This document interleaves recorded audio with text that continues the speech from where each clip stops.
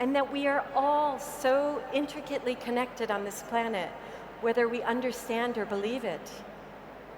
So I left Guinea-Bissau knowing what my mission is as a storyteller. I want to talk about the things that connect us.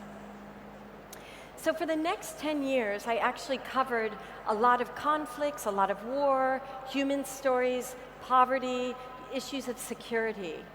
And after covering those conflicts after conflicts for 10 years, I started to realize this one really important fact, which was all of it, everything, issues of security, issues of health, issues that seem so separate from nature aren't, because everything relies on nature for its outcome. And so even if I'm in my backyard, this is where I live today in Montana, I realize that everything here, and even in this beautiful city of Shanghai, everything comes from nature. Everything we eat, everything we wear, everything in this room. And I start to understand how important that is. And now I'm going to flash back to 2009. This was the story that changed my life, changed the trajectory of my work. It stopped me in my tracks because I was so focused on humanity. And then my friends in the Czech Republic called me and said, Amy, we have this story about 4 of the world's last northern white rhinos alive on the planet. We are flying them from this zoo in the Czech Republic back to Africa in this last-ditch effort to save an entire species. Because at the time, there were only 8 of them alive on the planet. 8, all in zoos. They had survived. I mean, look at them. They look ancient.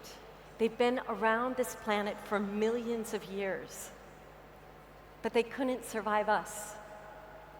So I flew with them on a cold, snowy night in this town surrounded by smokestacks in a foreign environment and flew with them back to Africa. And this is what we imagine wildlife roaming the open plains of Africa looks like.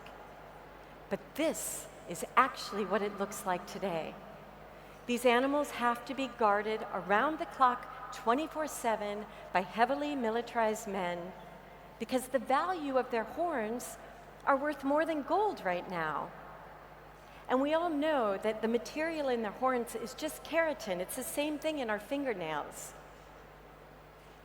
And just almost 2 months ago, I got a call from my friends in Kenya, and they said, hurry, Amy, Sudan, this rhino that I had known for the last 9 years is going to die tomorrow. Please come. So I got on a plane to say goodbye to Sudan. He was the last living male northern white rhino on the planet. Today, there's only 2 of them.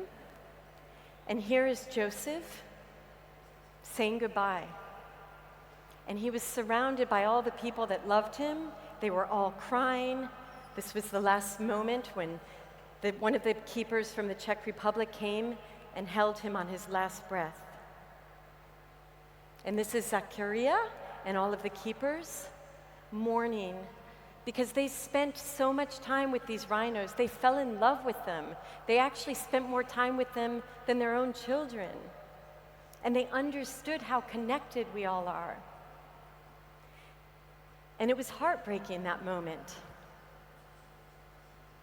But I think that we have to see Sudan as a wake-up call for all of us.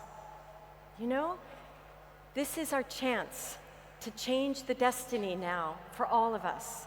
Because on a planet of 7 billion people, we must start to see ourselves as a part of the landscape, not something separate from it.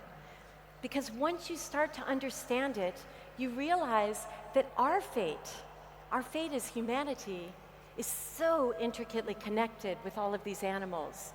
When they disappear, so do we.